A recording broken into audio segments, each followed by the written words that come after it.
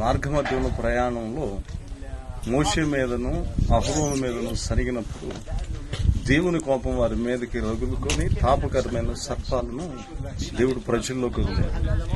ఈ తాపకరమైన సర్పాలను ప్రజలను కాటు వేస్తున్నప్పుడు, చనిపోతున్నప్పుడు ప్రజలందరూ మరలా పశ్చాత్తాపడి మోషే యొద్దకు వచ్చి బ్రతిమాడినప్పుడు, మరలా మోషే దేవుని సన్నిధిలో ప్రార్థన చేసినప్పుడు దేవుడు మోషేతో ఒక ఇత్తడి సర్పం చేయించి దానిని నిలబెట్టను.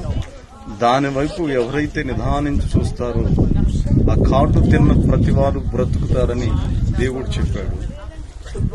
ఆ స్థలమే ఇప్పుడు ప్రస్తుతం మనం ఉన్నటువంటి ప్రదేశం. యేసు ప్రభు వారు కూడా తన సువార్త పరిధి కాలంలో ఈ సంగతిని లేవనెత్తాడు. మోషే అరణ్యంలో సర్పం ఎలాగెత్తునో మనిషి కుమారుడు కూడా అలాగే పైకెత్తబడును అనేటటువంటి వాగ్దానం దీనిని బట్టి యేసు ప్రభు వారు కూడా సువార్త పరిధి కాలంలో ప్రస్తావన చేశాడు. ప్రస్తుతం